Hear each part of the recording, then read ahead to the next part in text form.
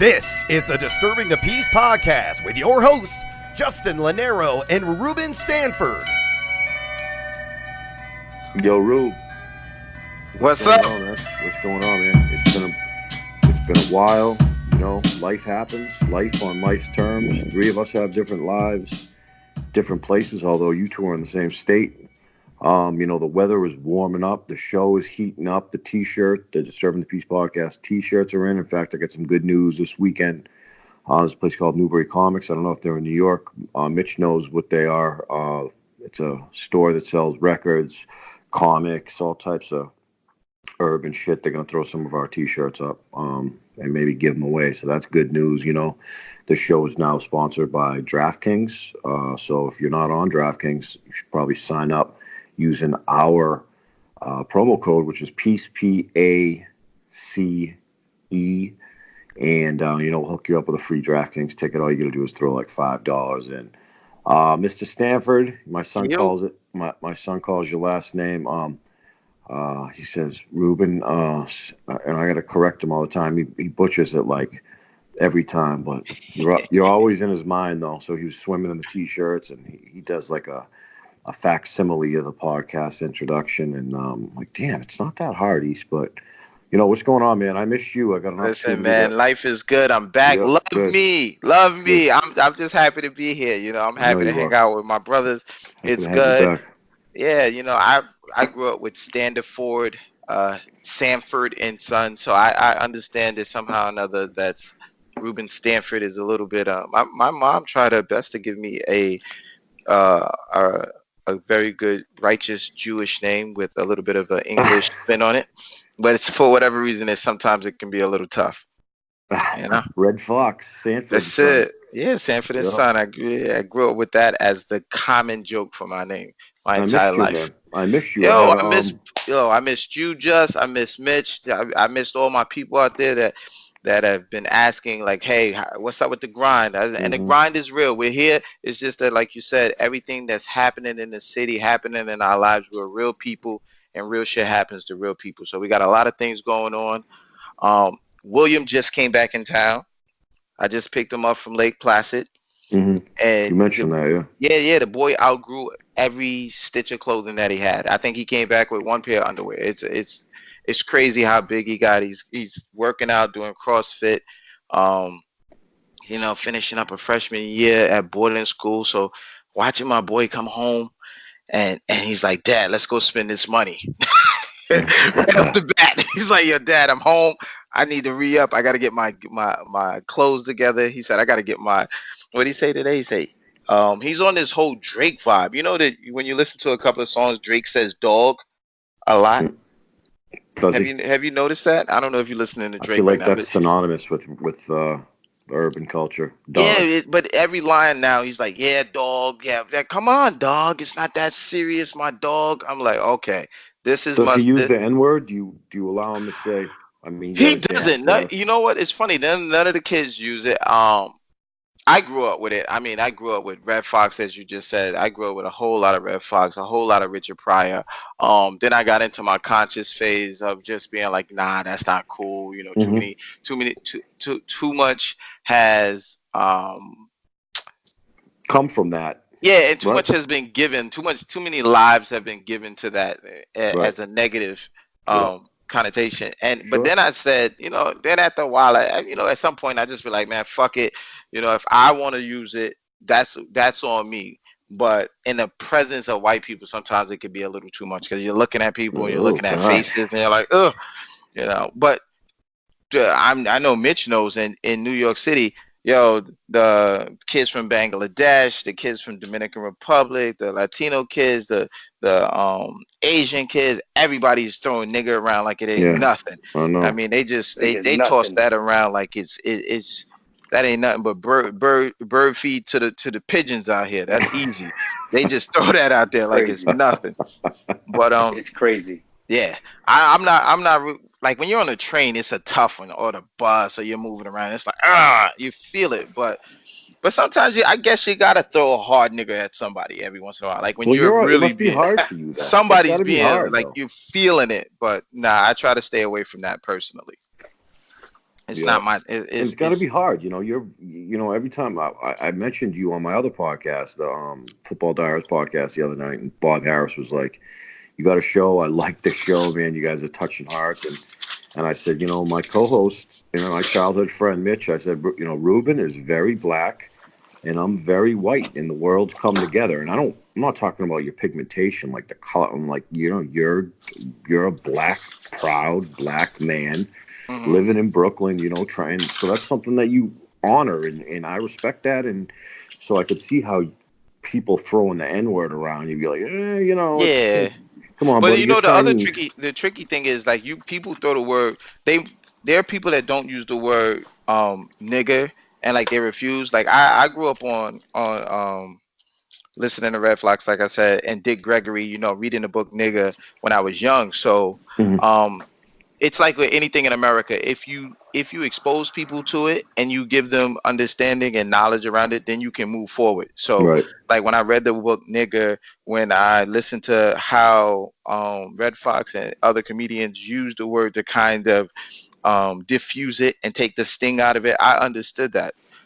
It's just like being nude in America. Like nudity is crazy in America, unlike in Europe. Like the idea of looking at the fact that we still blur out a woman's nipples on TV is crazy to me. Because what's the difference between a man's nipples and a woman's nipples? Like we're just stuck in this bubble that we're allowing people to shape our consciousness and to turn us into these robots that can't think and have make connections on our own. We're not doing enough higher level thinking and cognitive thinking to be able to discern the difference, that there is no difference between a man's nipples and a woman's nipples. So why are we hypersexualizing a woman in that way? Right. So the same thing with words. Like I don't want the value of what people have been subjected to in this country to fall by the wayside, but I also don't want to find myself being shackled to it. I don't want to be grounded to it where I'm find myself a slave to a word all over again hundreds of years later. So I try to move in a way where I'm respectful, but I do notice that some of my conscious black folks, we use the word Negro. Be like, man, that Negro, what's the difference between when you're saying that Negro, in that way, what are you really saying? Right. You just substitute the word out and you're just throwing Negro in there, or somebody will say, my ninja, my ninja. Yeah. We already, I mean, we know what it is. It's a way to soften it and keep it in a way that might be a little bit more respectful. But all of that stuff is, if the more that I think we move forward and use our conscious eyes and our mind eye, that we will be able to see some of these things are just traps and holding us down. But this leads me to the movie, the television docuseries, not even a docuseries. It's just a wonderful series put on by Ava DuVernay. My homegirl, Marsha Stephanie Blake, is starring in it. She's one of the actresses that are working along Michael K. Williams. It's a story about the Central Park Five, and I think it talks about how which we talk about on this show all the time, we talk about how the legal system is stacked against the poor, the impoverished, and people of color. And if you go and watch this series, I've heard black people refer to this film as a horror film.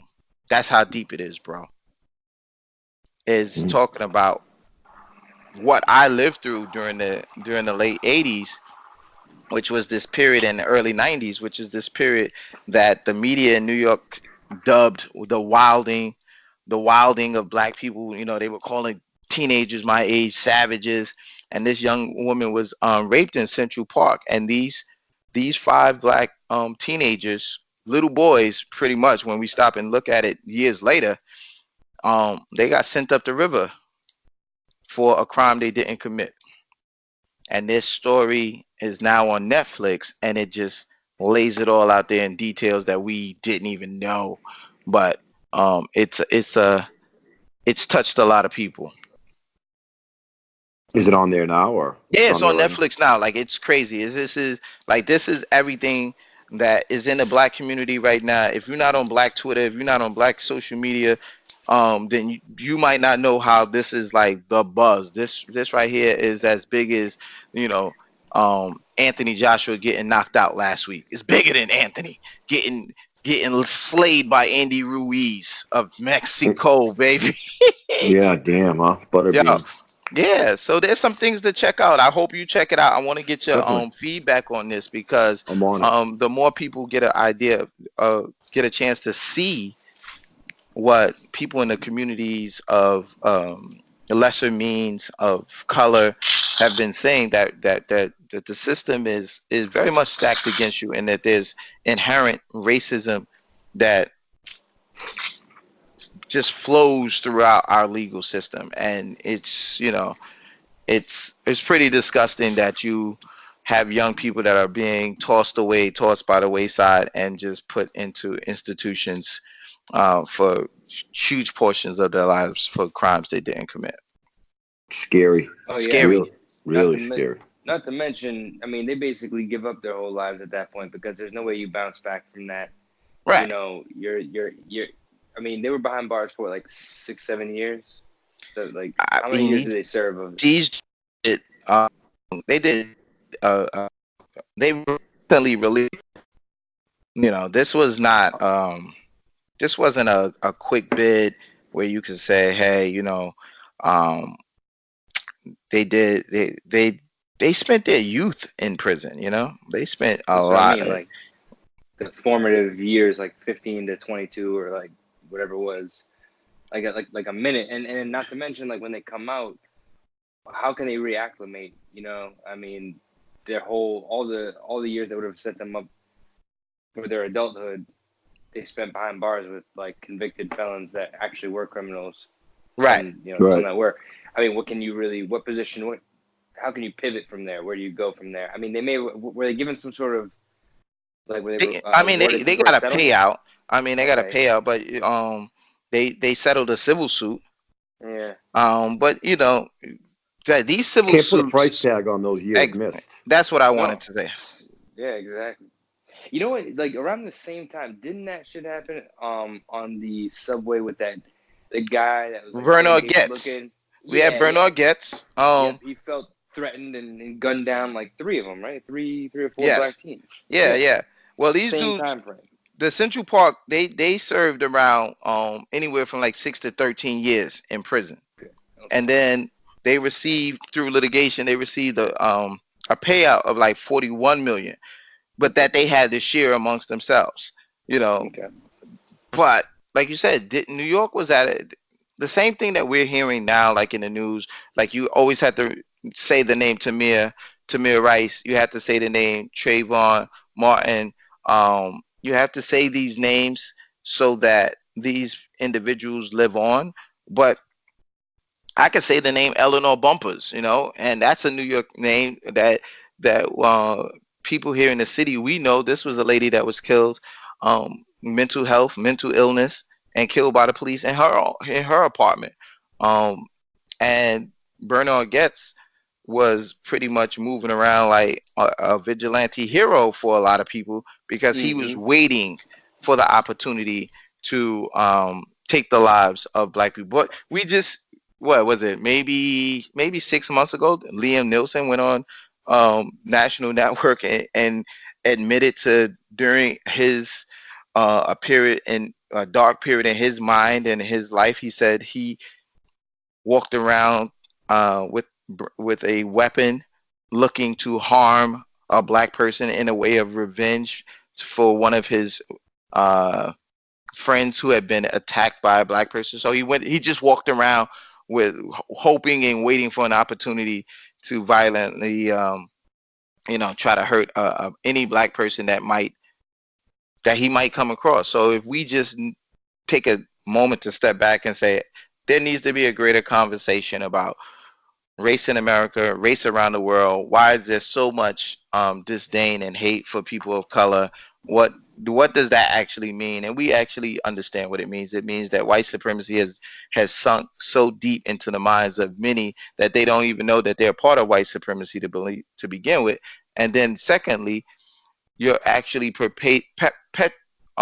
perpetuating some of these stereotypes. You're actually going out there acting out some of your violence against people of color, and black people do these same things towards ourselves. So it's a great movie for people to go out and check out. Netflix has got it popping right now. I think it's awesome that When They See Us is out there. I think it's going to be traumatic for some people, but I also think it's a great conversation piece for older teenagers who might be moving out and about in the city. And one of the things that is a takeaway for me is that you should speak to your children and you should give them guidance on keeping their voice and not relinquishing their power over to the authorities immediately. Have them contact parents. But as you watch the film, you'll see there's some problems even with that when poor people don't have the resources to keep coming down to court, or they don't have the resources to make it to the precinct because they're working a shift that if they don't keep their job, what's going to happen? They'll lose all of their income, and therefore the entire family will suffer. So sometimes we have to look at things like that. So look at Hurricane Katrina. I mean, look at Hurricane Katrina, right? They knew that the hurricane was coming, and people wanted to evacuate, but like you said, they didn't have the means to evacuate. So a lot of people scooped up, and it was poor black community for the most part down in some of the wards down in New Orleans. Have we normalized it? Has the president, has politics, have we normalized? I said normalized dysfunction all the time, but has this guy, and look, politics is something that I don't want to talk about a ton, but we will, and it correlates to everything. Like, we got a guy now that runs the show, okay, and he's got the biggest stage, and it's probably a hobby to him. Like, we have hobbies, right? But being the president's a hobby to him. Like, and from an ethical standpoint, like, I've never met anybody more grotesque. The three of us can agree that it's all bullshit.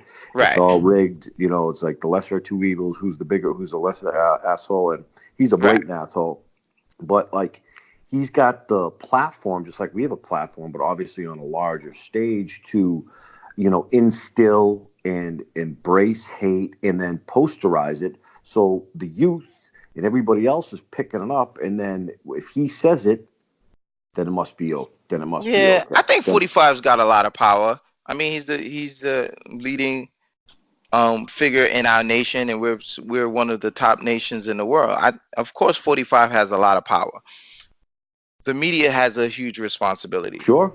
The media is in love with 45 right now. 45 sells. You don't want to say his name? You don't want to say his name? Who, Trumpy? Trumpy's all right. I mean, listen, Trumpy, he's got his issues. New Yorkers knew who Trumpy was before. Before he got out there.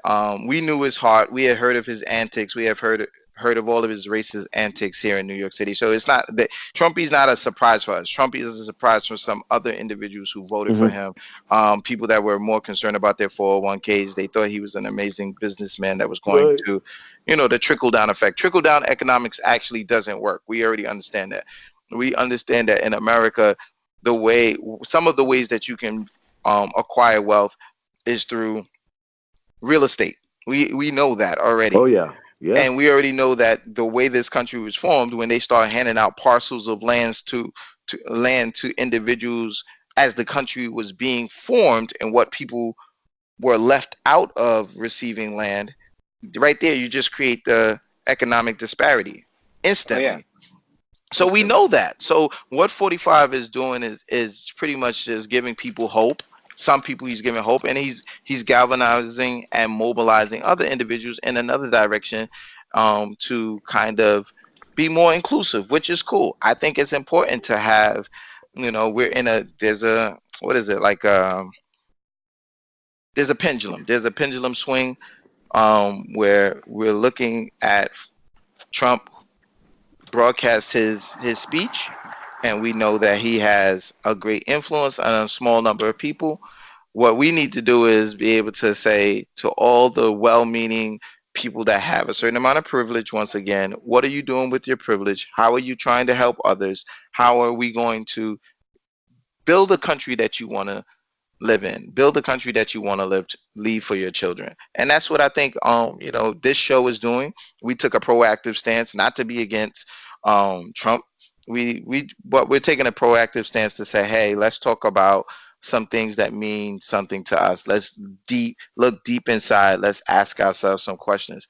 And I've learned a lot from talking to the two of you. My sons have learned a lot. They've asked me questions about vasectomies. Like I said, William has come home recently and just was talking to me about fashion because he wants to, get fresh for the ladies and everything. And he told me he's away at school, and he said, Dad, one of the best episodes that we got to talk about was penis size. He was like, my guys love the whole app about dick size. They were like, you gotta touch on that again, because there's a lot of we're out here. Some guys have that. We are self-conscious. We should think about things. So you guys made light of it, but you also made it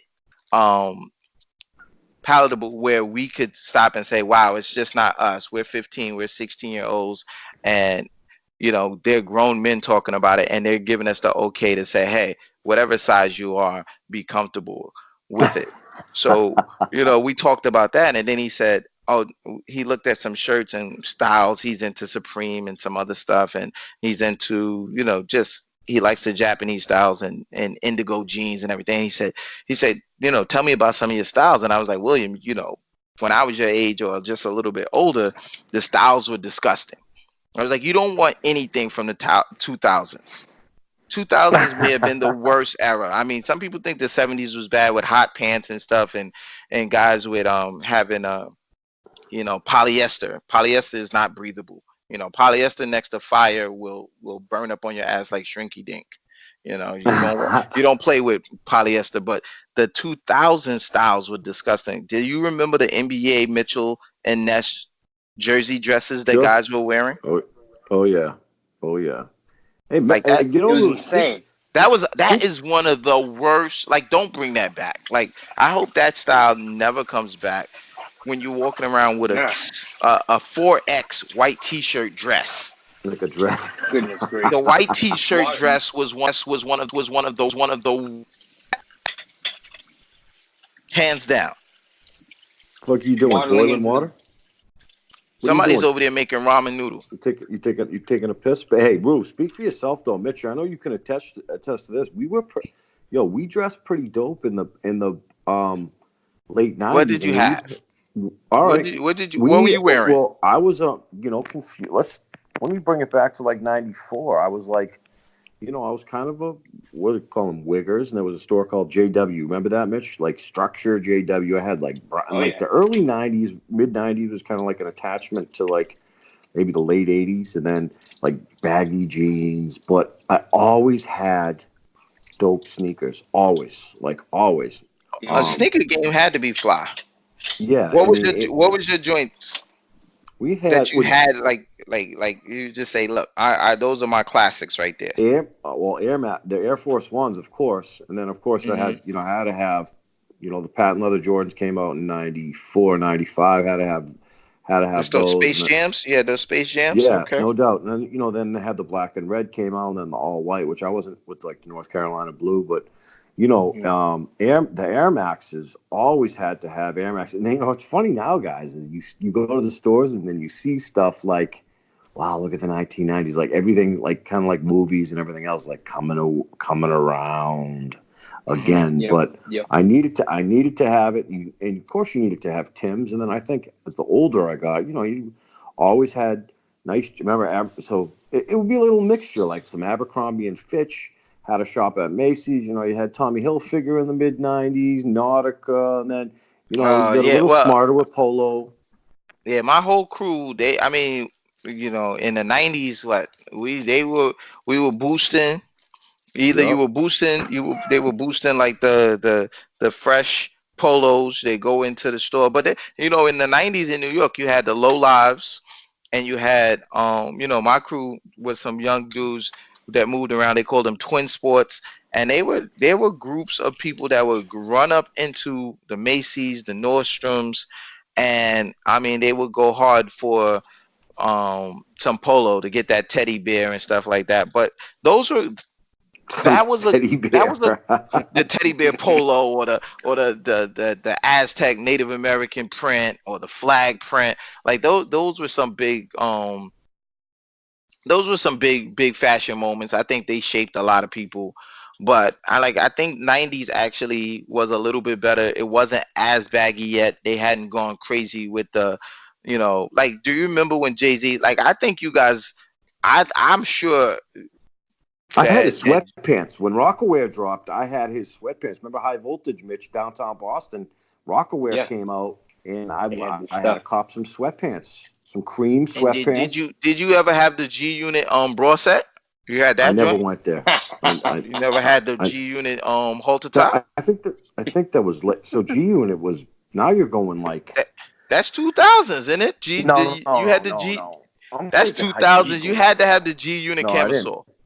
G Unit was like 2005. 2005. So like 23 now, though. So you was too like cool for the G Unit camisole. I might have matured a little bit by then in terms of like apparel and stuff like that, But I'm thinking, I don't know, I'm like trapped in like. What about the S. Carter, the fake Gucci's? He bought Gucci's. You stayed away from those? Okay. All right. No. Now, what about the dress shirt with that needed cufflinks? The oversized dress shirt that needed cufflinks, but nobody ever had cufflinks, and they just let the flaps down. They just had the flaps down. Nah, we wasn't there. Well, so I'm just saying those are some of the things I had to explain to William this weekend. Like he was like, dude, oh my God, Dad, those are some horrible. I said. And I showed him a picture of when guys had two headbands on, the sweatbands. Like they had the crisscross sweatbands. The crisscross. Man. The crisscross sweatbands that held down your do-rag. Nah? Yep. Well, can you imagine me in a do-rag? I mean, I can see, I see a lot of white boys rocking do-rags now. I had a nice ball fade, though. They got flaps. Like, right now the wave game is hard. Like, people are trying to make sure they got their 360 and their waves. And I seen a lot of little white dudes running around. And I'm like, man, the culture is strong, baby. The culture is strong when you got little white dudes running around with velvet do-rags on. With the flap hanging. That's wild. Yeah, with the flaps hanging. Black culture is beautiful. Yeah, it is. The first time I showed up to science class with wallabies on, people lost their mind. They didn't know what kind of ducks I was walking in with. Oh, yeah, you was a roster right there. You might as well have been a dread. I'm sure you was out of place. We had lugs. We had Clarks. Lugs. Wow, you called out lugs. Clarks. Something, I never rocked Vans ever, and I never rocked like South Pole shit. I look at somebody wearing South Pole and be like, yeah, scrub. But remember Avirexes? Remember Avirex? Yeah, Avirex. That was a big thing uptown. But the Avirex came after this. They came after Pele Pele. Mm-hmm. And Pele was the you had Pele kind of came after the 8-ball jackets and the V bomb. So you had to have your V bomber with your fur collar. And you was moving around. You really thought you was making things happen when you had that on, and you hit the strip. You move around like I'm that guy right now. Damn, I'm talking like Fat Farm. Farm. Woo-wear. There's a lot of stuff. There was a lot of stuff. Woo-wear was dope. Woo-wear was dope. Great. Listen, Woo has the most recognizable. I think they have the most recognizable logo. I still draw them. In hip hop. The only shit I know how to draw is a Wu-Tang symbol. It still looks like shit 30 years later, but I still try to do it. I'll mix it up and do like the Jizza one with like the Method Man Takao one with like the cracks in it. And do an upside down one. Shit looks like Brit, but I'm like trapped. In the 90s because it was a great era, bro. But I never got into like Eminem's brand or 50 Cent's brand. I think it just kind of stopped at. Right. You got to come to a realization, like, come on, man. You got to you're not gonna wear. Has anyone really? I guess the icons, the true hip hop fashion icons, you have to say obviously what Kanye's done with his Yeezys is like unparalleled. Like his sneaker brand is unparalleled. Right? Yeah, that's been the most successful financial. What is a Yeezy? Rap. Is that Adidas? It's an Adidas. It's like a yearly release, and the shit's wasn't an Adidas guy, just a Nike head. Nike had, baby. Now it's I mean, Adidas. Yeezys are as much a fashion statement and like a high end fashion statement as Jordans. You know, when you got your J's, like you knew you were doing something. You know, Yeezys definitely similar. I mean, he pushed that brand. I mean, he worked that brand, and him and his team. And the only thing I will say about Kanye that I do like is that his whole team made it happen. Like in a fashion sense, you know, like they're running fashion houses. Like they're the main art directors at Adidas and Nike, and they're branching out. Like these guys they really did a good job just making an impact into urban fashion and then taking it mainstream and making their vision known to the world. And whether you love them or hate them, I mean, those boys are getting it. You know, those young guys are out there making things happen, and we are wearing their fashion throughout the world right now. So Yeezys are crazy. Like I don't really get them sometimes. Like as far as the clothing, the whole homeless baggy look. Yeah, it's but the Japanese thing. Yeah, it's a little unfinished. Yes, it is. It is the Japanese oversized. They have the oversized jackets that kind of hang on the shoulders in a certain way. But I'm just all about right now, moving into this next sector of watching my kids grow. Happy William is back. We're here for the summer. Anybody got any summer plans? Probably a little Cape Cod. The kids have camp and shit like that. Okay. We're gonna, take it, just a change of pace. Try to soak in the vitamin D. I mean, it's been a long winter, man. So any activity outside, I think, is beneficial. We spend so much time indoors because of the weather. You guys get it. I mean, New York is close to Boston.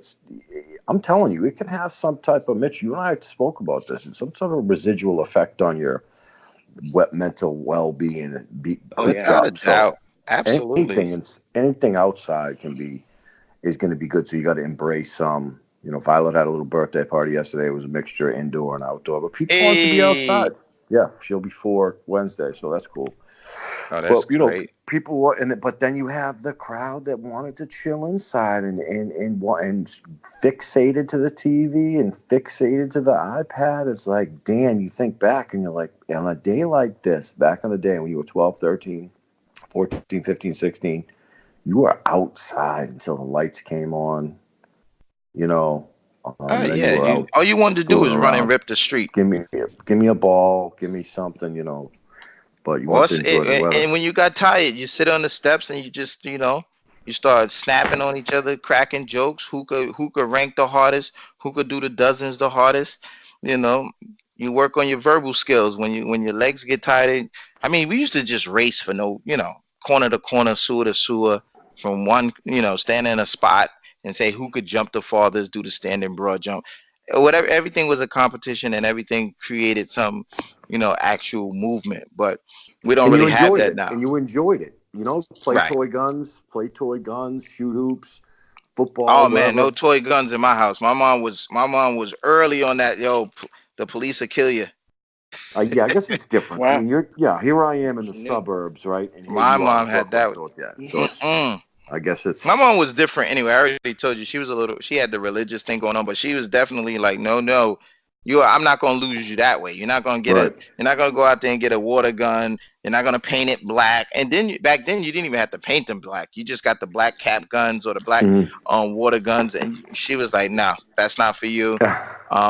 You're not doing that. I didn't roll dice. Only dice that I had in my hand was the dice that came with like Sorry. The board game. Yeah, my mom was not about that. She was like, listen, you're not playing cards, you're not rolling dice. We don't believe in that. Cards are of the devil, and you are not going to hell. We're not gonna have that. Let me tell you something that's wild. My mom is a beautiful woman. She is everything to me. She when people talk about single moms and stuff like that, I don't consider my mom a single mom because my father was around and in the picture. But I am 95% my mom and 5% my father. because of the values and everything that was put in me and who was in the trenches. So it is clear, like when my mom or dad, we talk about things. If I'd say, hey, if there's that situation where I got to save one parent, we're on the boat, who's got to go? Dad, you got to go. You're just sorry, bro. You got to go. Love you. But anyway, my mom just recently hit me with some profound shit. She said, Ruben, after many years, I understand there is no hell. And the preachers have known that there hasn't been a hell for anyone to be sent to the entire time that they have taught that. But the idea of hell is just in line to scare you. And I looked at my mom and I was like, oh shit. You know how long I've been trying to tell you that? She felt like a 5-year-old to me. Like, you know how you have that moment? I loved her for it because you could tell she had just arrived at that for where she was at in her spirituality. But man, I had looked at my mom in a certain way, like, you're trying to tell me something I have been trying to tell you for what made her maybe make the that last discovery? How did she make was that discovery? I think she just arrived there through watching different events happening in church, because I think church is more of a social setting for her. I know she is grounded in her religious beliefs and her spiritual beliefs rather. But I think she finally just got to the point where she said, if I serve a benevolent, loving God, what is the purpose of being scared to death? Why live in that perpetual fear? Why would I serve a God that would leave me in a state of frozen fear for the majority of my life? If this is the parent that loved me, what parent only talks about the damnation or only talks about how they will punish me over how much they love me? And I was like, wow, that is, I was just really happy for all these years. Of course, I say, hey, anybody believe what they want to believe, it's what gets you through. I think people are entitled to believe all of the religions and explore. I think people should explore and read, and if that's what you believe in, you find something that resonates or speaks to you, I think you should be comfortable to observe whatever it is. But I definitely think that right now I watch my mom and I say, wow, she's having a social experience in church, and one that as a senior is allowing her to have to move into her latter years with friends, with confidants, with people that she can She's not doing it alone. relate to. Yeah, she's not just She's got leaving. camaraderie. She's got camaraderie, and she's still able to discern and be a little bit of a critical thinker. So something that, you and I and Mitch, we talk about a lot in the show is how people need to be critical thinkers. Whether you believe in something or not, you should still, the magic word is why or who or any of the question words that will allow you to get a little deeper understanding. Yeah, no doubt, man. Dude, I just wanted to share that because that was deep, man. And plus, I had been watching my mom. All of a sudden, she's playing blackjack and she's learned how to play spades with the kids. I'm like, who is this lady? I thought there was no cards though. That's what I'm saying. That's what I'm talking about. The evolution. You know how parents, like your parents, can give you shit. If you let your parents give you shit about who you are and how you're raising your kids and stuff like that, you will find yourself so fucking mad 10 years later when you watch them evolve into somebody else and they're like, why won't you let them you were like, what? This has been your value system my entire life. What the hell do you mean you're giving it up today?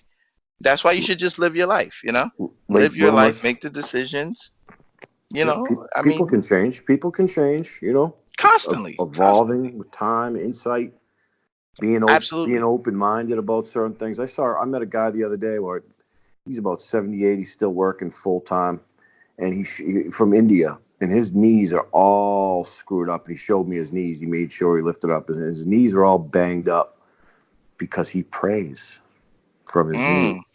But that's just wear and tear. It wasn't like they were red; they were like embedded into his knees and his, Damn.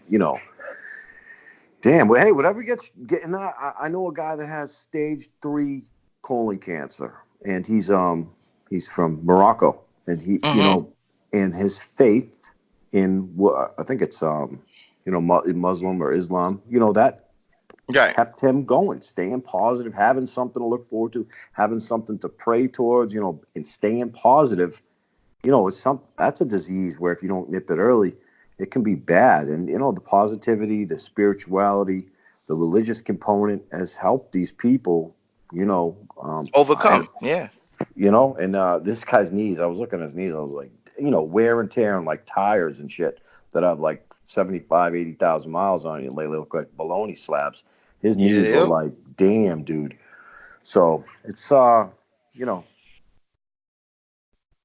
interesting stuff for certain. Well, it's good rapping with you guys, man. It's been too long. Absolutely. We're gonna become more consistent doing things, and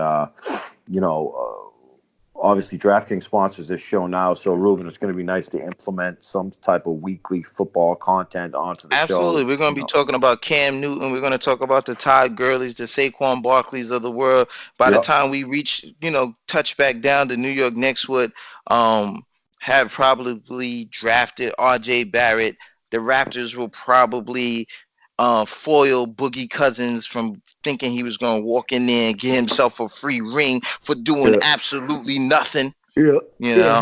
He is, because the Raptors about to, the claw's doing his thing. So we can't. What'd you guys think about the owner pushing Kyle Lowry the other day? I think it's those lines of, entitlement. Like, dude, keep your hands to yourself. That's how you had the malice in the palace, man. I remember watching that live. Malice in the palace was real. If Jermaine O'Neal had connected with that punch, baby, he reached back. He reached back and he was trying to punch from the Himalayas. He was bringing it from way back. That was a punch. So I mean, Kyle Lowry had every right to be frustrated watching this guy cross a boundary. These are high profile. He pushes them. What do you think about it? It's first of all, Kyle Lowry, he's playing basketball, so he's in the front row, which it's a part of the game. And then I had to watch it like 3 or 4 times to see, because Twitter was all over it. And then just like the demeanor and the look on that partial owner's face, like the arrogance behind it, like giving him like a little shrub, like psh. And to think, that talk about entitlement and arrogance, like the camera's not going to pick that up. It's stupid. And I can, put myself and like at this point in my life, you put me in the stand, I wouldn't push unless you get in my face, you don't have any right to push anybody. But he's in a position of power. He probably thought it was going to be cool and people were going to be laughing, and it came back to bite him, because now what? He's suspended for a year? Is it? Yeah. Well, I think he clearly got caught up in the moment. I mean, everybody's entitled to get caught up in moments, but it happens. Listen, keep your hands to yourself. That's what we tell everybody else. Keep your emotions, keep your cool. Don't cross the line. Don't cross the lines with the fans, and the fans shouldn't cross the line with the players. Owners shouldn't cross the line with players. You should maintain a level of decorum and respect. And it's just one of those situations where like you said, you could see that we live in a different, I love it. We have a digital era. It is whether certain things can be on camera and there still will be no repercussions and penalty, no punitive damages or anything like that. But in this case, there was clear video, and the NBA, being a progressive, one of the more progressive of the major sports, handled it, I thought, in an appropriate manner. But I'm excited. Absolutely. Yep. For football, I'm football. In the trenches, I got to draft. I can't wait to. Hey, are we gonna have? Can we put together a? Can we have a DTP league this year? Yeah, absolutely. Just a quick definitely, league. Definitely. And I just want to put in my dibs on Cam Newton early. And because I think he's gonna have an amazing year. I'm a big Cam Newton fan. Although there are a lot of of course, there are a lot of quarterbacks that we can talk about. We're going to get to them all, and we will. And we're. This is just for everybody that was wondering what was up. Me and Jess had a moment where we're just like trying to get these shirts out. We're trying to do some more business. We're working behind scene. Mitch is like on top of all of the productions, and he's out there making things happen, meeting people, shaking hands. So what we're trying to do is build on a bigger platform, and what we're trying to do is bring a better product to you every week, and that's what we're back here to do. So thanks for joining us. Thanks for coming in. Thanks for stepping up and listening to the show. We really appreciate you guys.